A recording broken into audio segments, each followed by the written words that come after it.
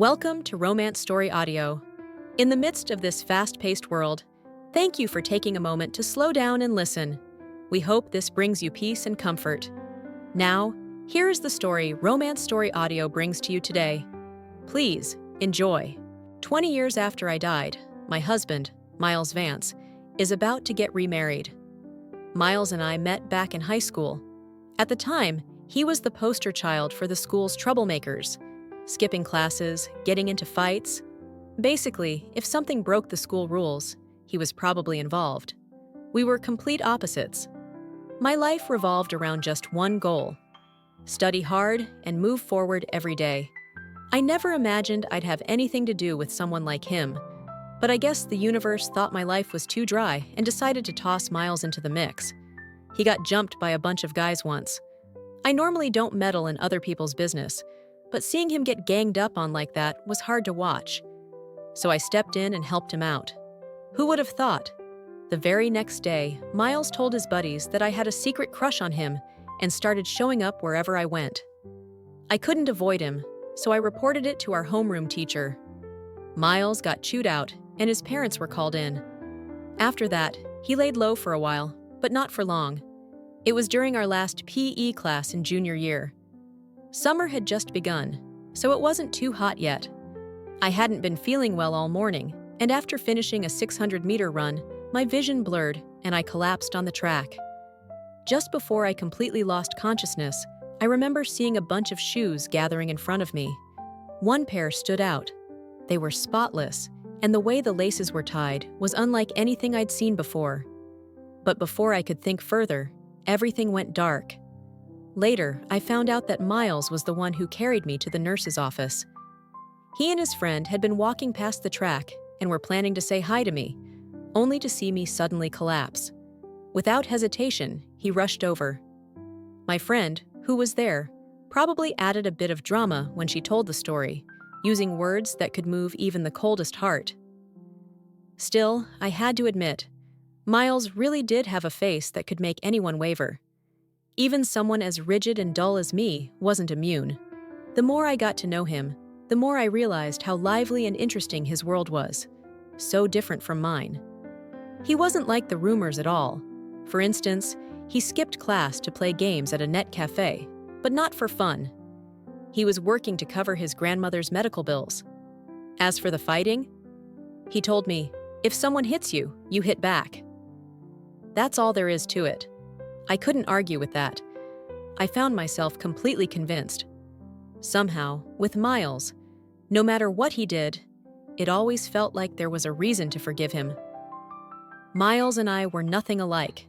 If he was a wild thorn growing freely in the woods, then I was a flower cultivated by a meticulous gardener, nurtured and shaped according to exact scientific data. In my understanding of growth, a flower becomes what it's meant to be.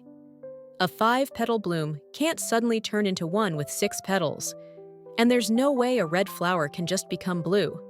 But Miles could.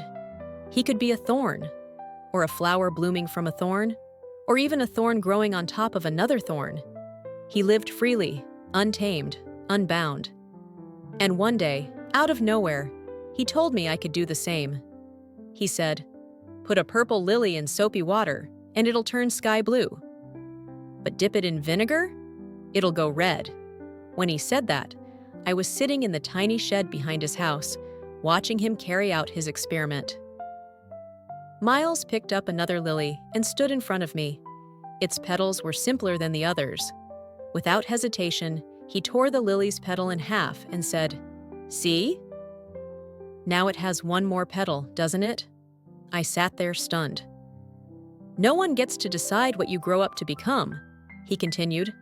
"The only person who gets to decide is you."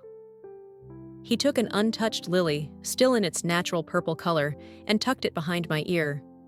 His voice was gentle, and so were his eyes. "If you want it to be purple, then it's purple. If you want it to be sky blue, it can be sky blue." His words were poetic and moving, but honestly, by then, my thoughts were already a mess. The spot where his hand had grazed me was heating up fast, so much so that I felt paralyzed. my heartbeat totally out of rhythm. I didn't even dare look him in the eyes. I knew what I was about to do was reckless, completely irrational, but I couldn't help it. I must have been poisoned by Miles Vance. That had to be it. There was no other explanation for why I suddenly leaned in to kiss him.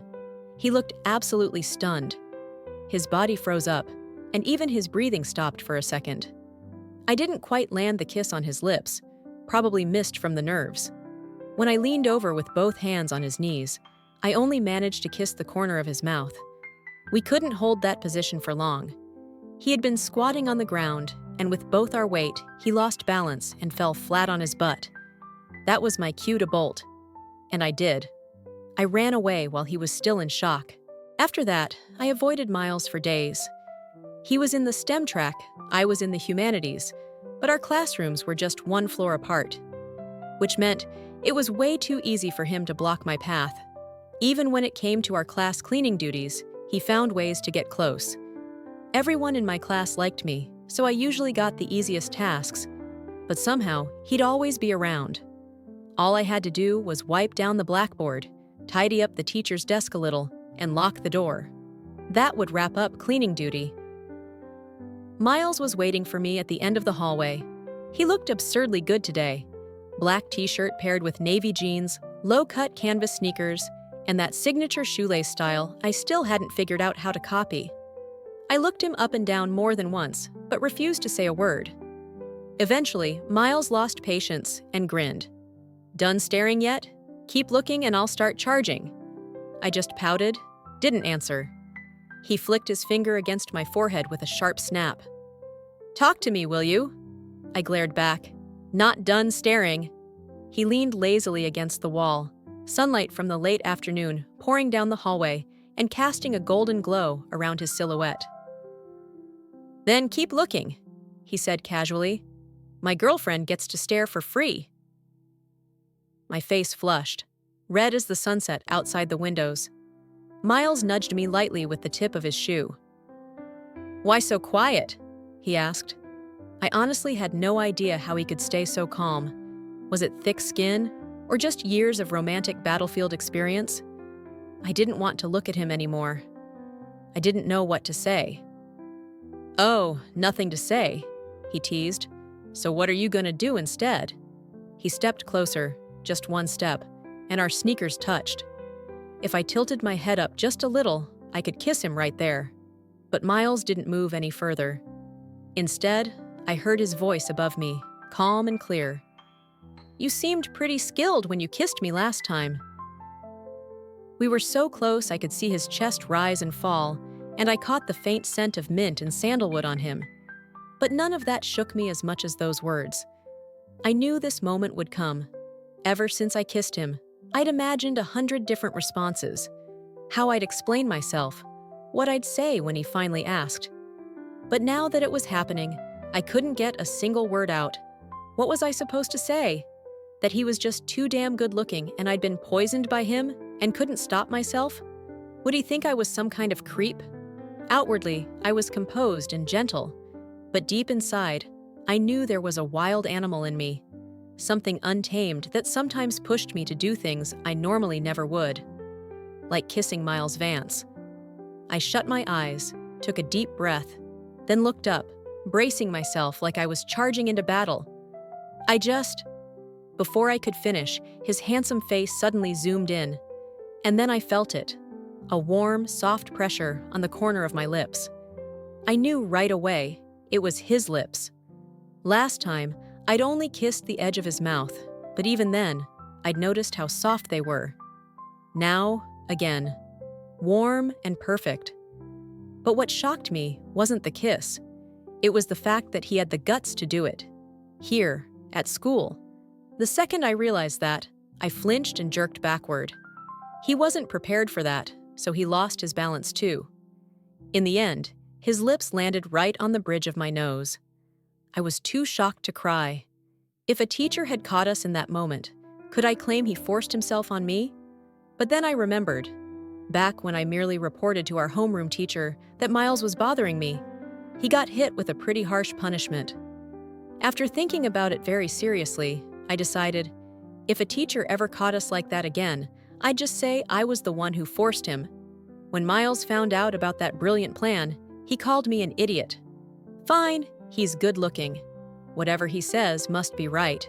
On the second week of youth dating, summer break started. He spent most of it working part-time jobs, while I enrolled in an intensive English program at school. No one knew we were together, except his grandma. Miles' grandmother was a kind but pitiful woman. She had 2 sons. The older one dragged the younger into trouble. The older brother died, and the younger ended up in prison. That younger son was Miles's dad. The year he went to prison was also the year Miles's mom got pregnant, so she named him Miles, hoping he would never lose his conscience and never become the kind of man his father was. But childbirth was hard on her. Already burdened by years of sorrow and depression, she passed away before the end of her postpartum recovery. From then on, it was his grandma who raised him all by herself. Her heart wasn't in great shape, and Miles's biggest dream was to save up enough money for her to get a heart transplant. But all she ever wanted was for him to study well and stay out of trouble. Miles told me he tried. He really did. But life had knocked him down too many times. No matter how hard he worked, he could only get so far. I never pushed him to be someone he wasn't. After all, he was the one who once told me that only you get to decide how you want to live your life. And I believed in him. I believed Miles would live life exactly the way he wanted to. Senior year went by in a flash. We were so careful that even after the college entrance exams, my parents still had no idea I had a boyfriend. Love didn't get in the way of my studies. Instead, it motivated me. That final year of high school, I pushed myself harder than ever before. I wanted to get into a good university. I wanted more scholarships. I wanted to help Miles. I didn't want him to keep struggling like that. In summer, he worked as a construction laborer. In winter, he stood out on the street, handing out flyers. 4 seasons a year, always hustling with different part-time jobs. It broke my heart to watch. Miles' college entrance score was decent. Not enough for a top school, but he got accepted into a second-tier private university here in town. And for someone who had to claw his way through life, that was already a big deal. In terms of tuition and overall quality, Miles's university was still a step above most private colleges and community colleges. He majored in finance and economics, based on the advice of his teachers. As for me, it was the first time I went against my parents' wishes. I chose to attend Columbia School of Journalism instead of the State University's School of Education, which was what they wanted. That marked the beginning of our long-distance relationship. Even though I had mentally prepared myself for it long ago, knowing we couldn't avoid it. When I watched Miles's figure disappear at the bus terminal, I still couldn't hold back my tears. I had cried a little that morning when my parents left, but this time I sobbed until my eyes were swollen shut. Miles didn't have the heart to leave me like that, so he stayed for 2 extra days. By then, he already knew the campus layout even better than I did. Whenever I got lost on the way to class, I'd call him right away. That first year of long distance passed by like a runaway train. In the spring, I made a serious decision. I was going to tell my parents I was in a relationship. Of course, I planned to hide when it had started. What I didn't expect was that I had completely underestimated my parents' detective skills. The moment they found out that Miles and I weren't attending the same university, they immediately jumped to the conclusion that we'd started dating before graduation. And since I was a terrible liar, I had no choice but to let them believe it. What followed was the biggest blow-up in the history of my household. But this time, I didn't stay silent. Instead, I laid out all the awards, scholarships, and report cards I had earned during my first year in college. I wanted to use facts to convince them that dating hadn't held me back. In fact, I was thriving, and part of that was because of Miles. I kept repeating that line. Eventually, they began to calm down.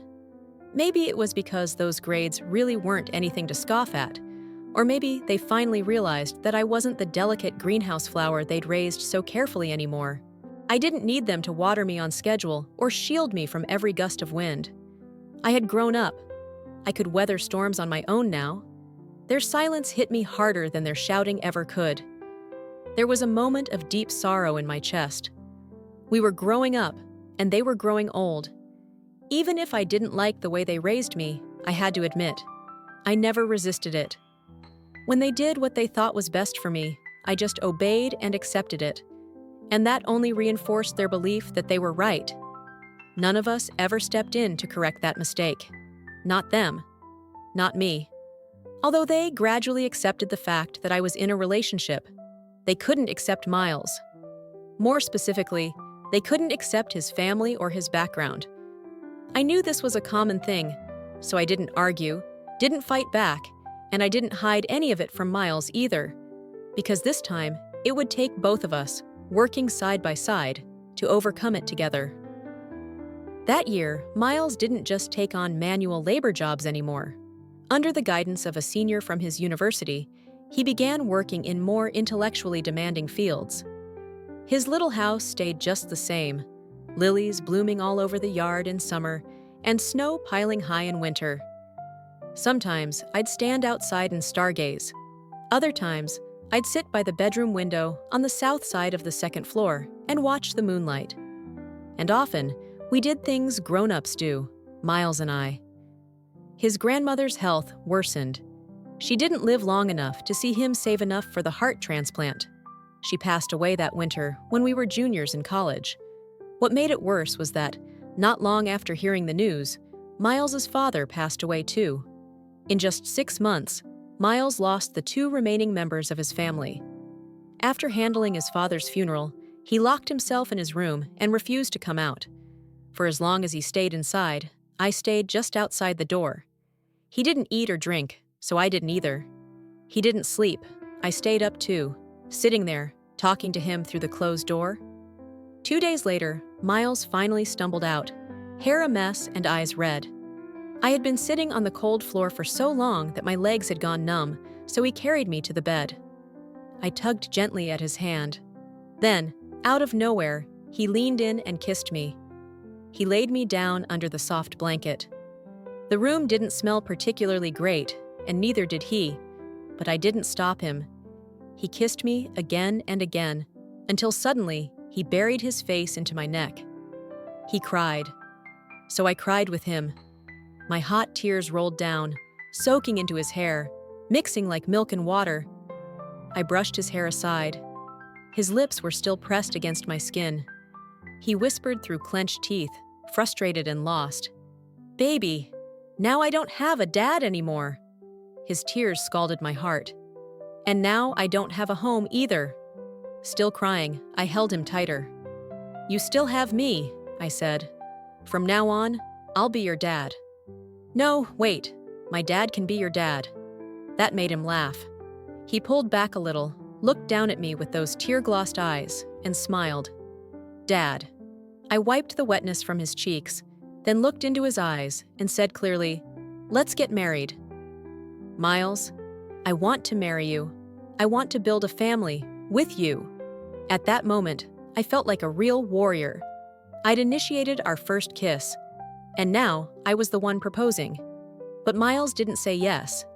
Instead, he sat up and pulled me into his arms.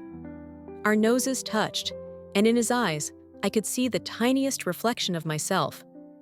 At that moment, it felt like I was the only one in his world. And honestly, maybe I was. All these years, I was the only one in his eyes. I remembered back in our sophomore year, a girl from his department had tried to pursue him, no matter how many times he turned her down. Eventually, she invited him to spend a weekend with her in New York. He didn't even hesitate. He brought me right to the university gate, looked the girl in the eye, and said, "This is my girlfriend. Wherever you want to go, we can take you." After we returned, that girl shamelessly spread nasty rumors about Miles on the university forum. But it didn't take long before the truth came to light. Miles and his roommates tracked her down over several days. In the end, she publicly apologized to both of us on the school forum. After that, no one dared to pursue Miles anymore.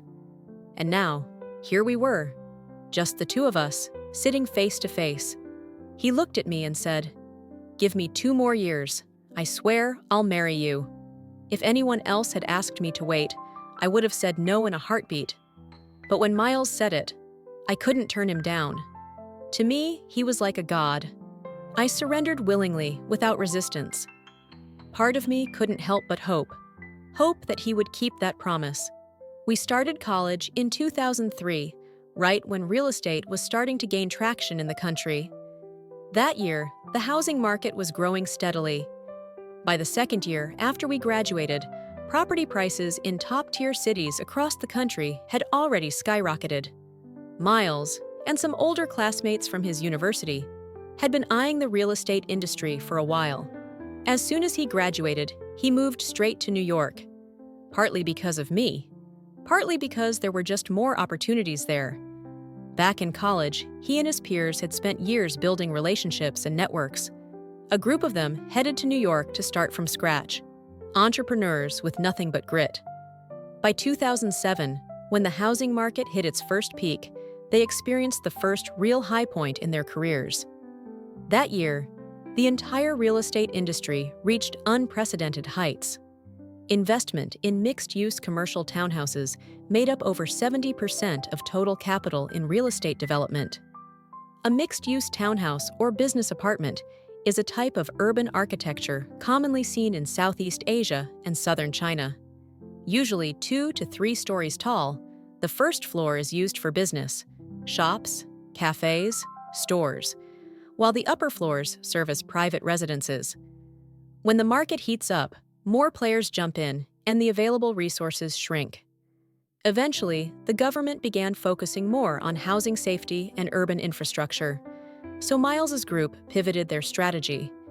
Their company became one of the rare survivors, the gold left after the tide pulled out. Miles's career was soaring, like the sun at high noon. He had long saved enough for the surgery his grandmother once needed.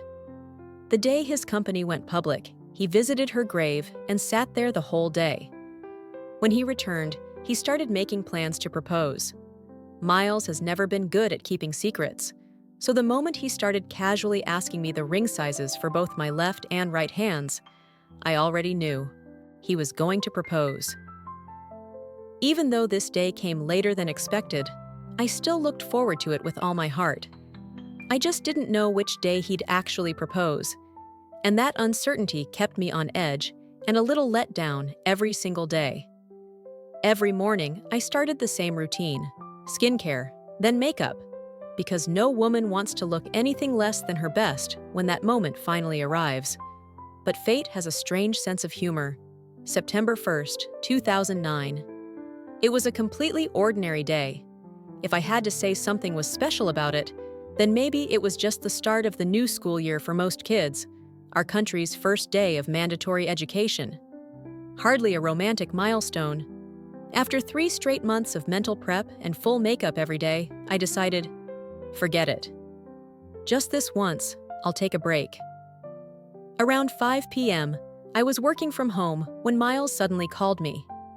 He asked me to bring some documents to his office, which was strange. He usually had his assistant handle things like that. Maybe I was still groggy from napping at noon, or maybe I was just too spaced out to notice anything odd. But I didn't think twice. I went. When I got there, I followed his directions to Suite 901, Tower 9. But the place didn't look like any kind of meeting room. It looked like a newly renovated bridal suite. Why the heck was he holding a meeting here? The door was half shut. He told me to just walk in.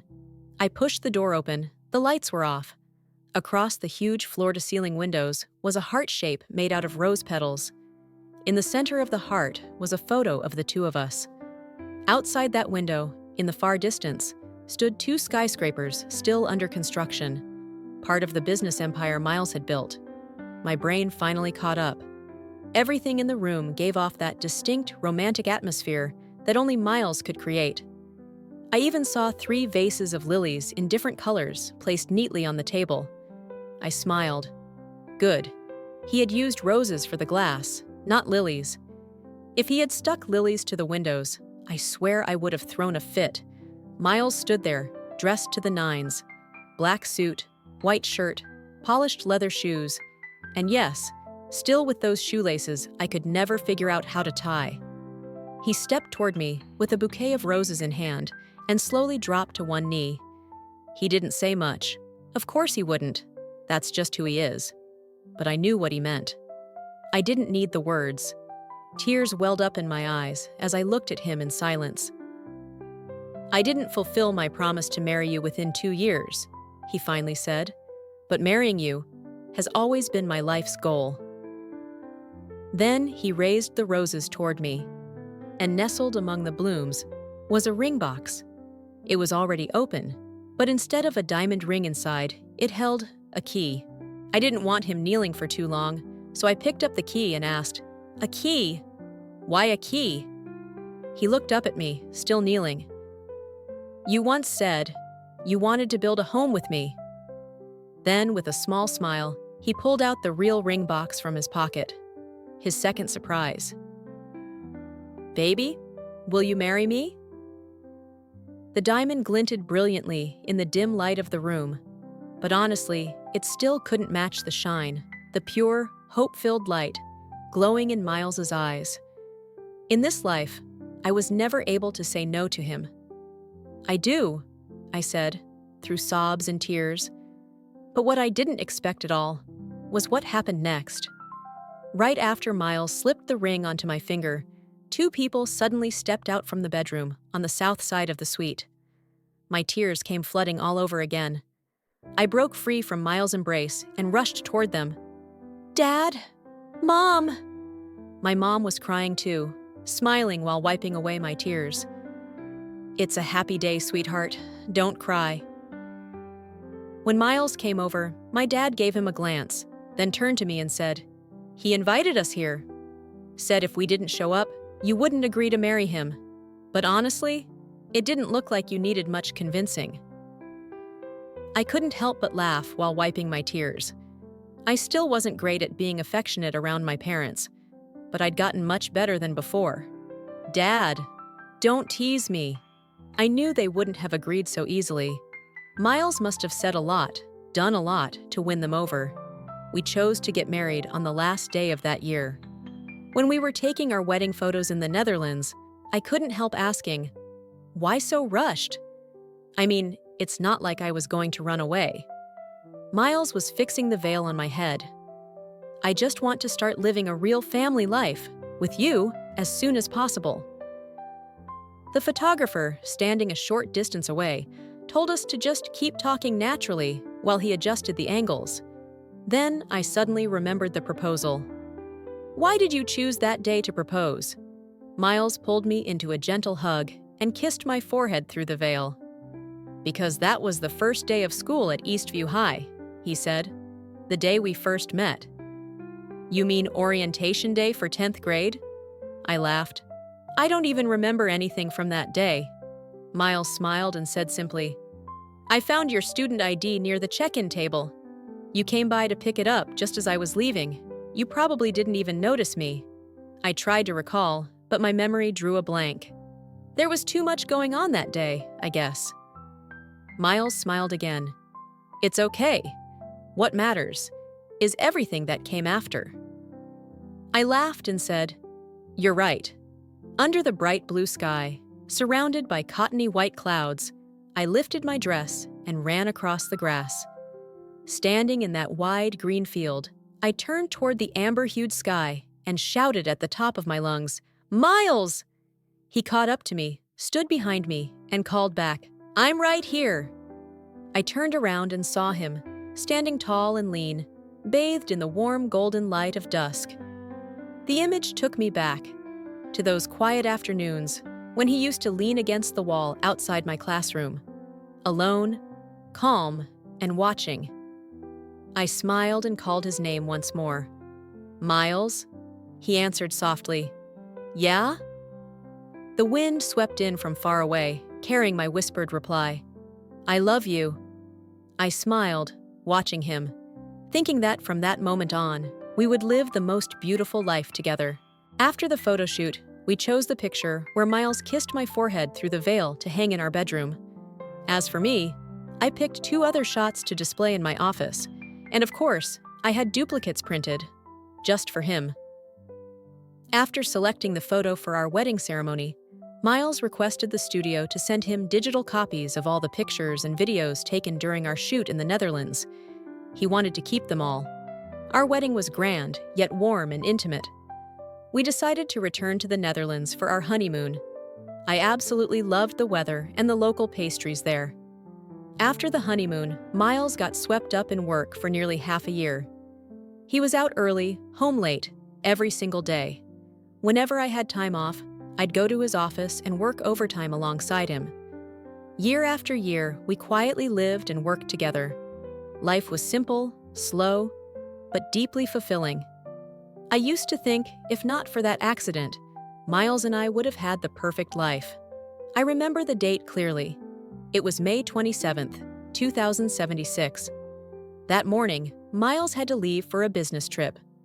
Coincidentally, I also had a work trip scheduled to a nearby city, one that was close to where he was headed. So we decided to go to the airport together. There were 3 routes from our home to the airport. The one we usually took had experienced a landslide recently, so Miles's driver opted for a longer detour.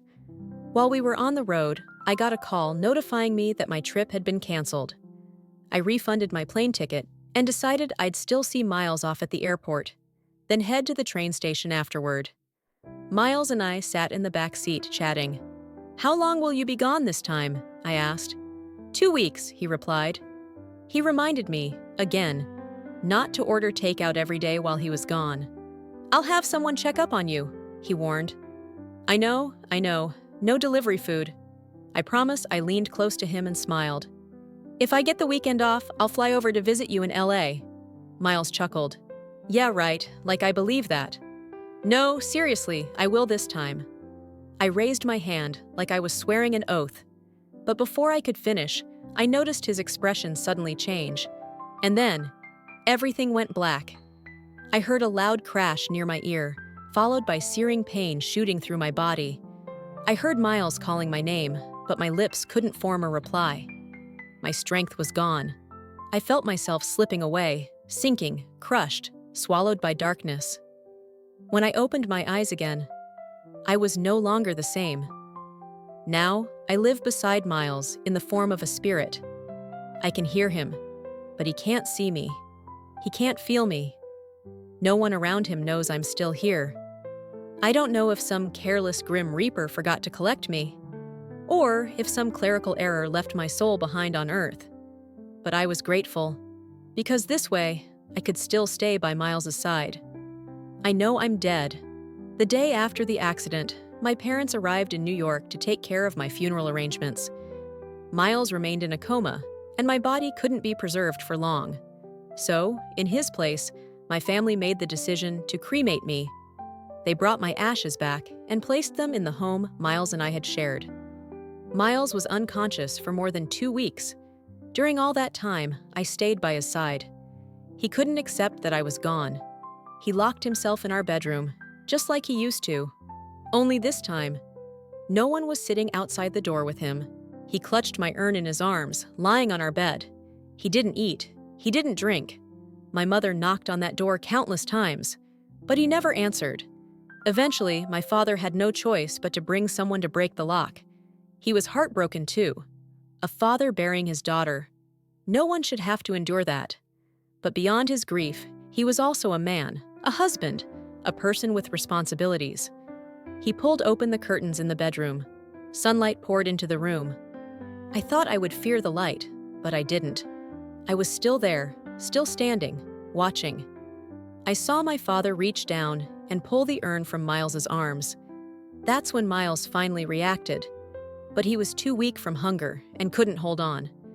He collapsed beside the bed, lifeless. "Please, Dad, I'm begging you, give her back to me." Even though I was nothing more than a spirit, I still cried. I wanted so badly to hold him, but I couldn't. My father stood beside the bed, holding back tears as he said softly, "Miles, pull yourself together. When you invited us to New York to witness the proposal, what did you say to me, huh? You promised you'd take care of our little girl, Have you kept that promise? Miles trembled. I failed. It was my fault. I didn't protect her well enough. It's all on me. I knew Dad was saying those things for Miles' sake, and I saw my mom, standing by the door, wiping her tears in silence. But there was nothing I could do. Then, Dad said something that hit deeper than anything else. If you want her back, if you want her ashes, then you need to pull yourself together. We don't have a daughter anymore, and we need someone to take care of us when we're old. Maybe it was those 5 words, "Take care of us someday," that finally struck something inside Miles. Because the truth was, long ago, my parents had already become his parents too. And with that came his responsibility. I watched him step out of the bedroom for the first time. For a moment, I thought, maybe he's finally stepping out of the shadow of my death. But he wasn't. He completely shut himself off from the world. He went through the motions of life, but it was like he wasn't truly living. He stopped talking to people, avoided social gatherings, and turned his life into a quiet, lonely shell. Miles buried me at the cemetery in our hometown. Next to me rest his grandmother and his mother. His father lies in a separate row, on a lower tier, not buried with us. Miles eventually moved part of his business back here. Every year, on the anniversary of my death, he comes and sits by my grave for a long, long time. Sometimes he talks to me. Other times, he speaks with his grandmother and mother. The only time he visits his father's grave is during Lunar New Year. But even then, it's not far from ours. I like to think his father can still hear him from where he is. Year after year, I stayed by his side. And one day, I realized Miles hadn't aged a bit. He still looked exactly like the version of him I remembered. I couldn't help but sigh. They say, a man's prime is at 41, and maybe it's true. This year marked exactly 20 years since I died. That Valentine's Day, Miles suddenly cleaned himself up, dressed neatly, and headed out. I rarely followed him when he went out. This day was no exception. But that night, when he returned, I overheard him on the phone with my parents. That's how I found out. Earlier this year, Miles had started seeing someone, and her parents hoped the wedding would take place by year's end. I tried to think back. When did he meet her? But no matter how hard I searched my memory, I couldn't recall anything. Maybe it was because I was a spirit now. My spiritual energy had probably weakened, and my memory was beginning to fade. Still, my parents were genuinely happy to hear that Miles was getting married. And honestly, I was happy for him too. After all these years, after watching him live alone for so long, I had always hoped he would open his heart to someone new. The first half of his life had been filled with pain. I didn't want the second half to be just as lonely. The wedding date was quickly finalized. Miles became even busier, leaving earlier, coming home later. Sometimes he didn't even come home at all. And though I was happy for him, I also felt a slight ache inside. After all, this was the man I had once loved. And now, he truly belonged to someone else. But that sadness was only a tiny, passing thing. I had already made up my mind. Once Miles got married, I would move on, to be near my parents instead. I'd stay with them for as long as I could. Before I knew it, the wedding day was just around the corner. The day before the ceremony, Miles told my parents he would be visiting me. As always, I followed him to the cemetery. I always did, because I worried he might do something reckless. And even though, as a spirit, there was nothing I could actually do to stop him, I still wanted to hear what he had to say to me. Today, I wanted to hear what Miles would say to me. I followed him out of the car, keeping close behind.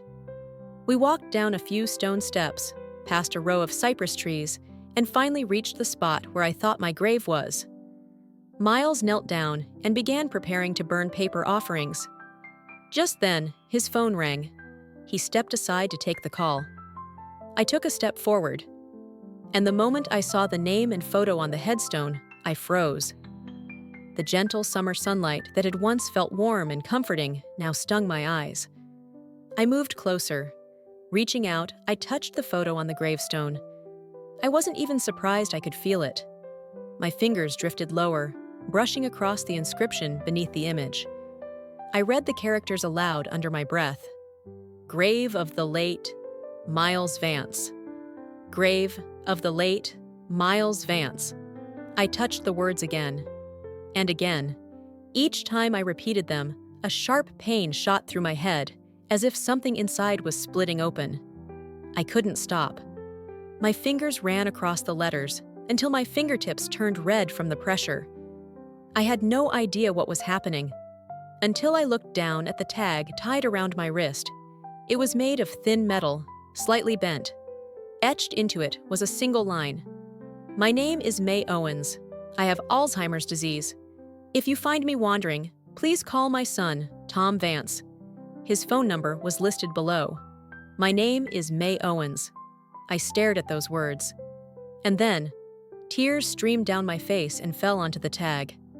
Memories of Miles surged back into my mind like a rising tide. That sharp pain in my skull seemed to pull me back to that day of the car crash. I remembered Miles's blood splattered across my face. I tried to lift my head to look at him, but I couldn't. All I could do was listen. His deep voice echoed faintly beside me. He was calling me. Baby! He was telling me, May, you're still here. I'll always love you. My tears exploded, falling endlessly. In those short, fleeting minutes inside that crushed car, I felt him slipping away from me. I wanted him to stay. I needed him to stay.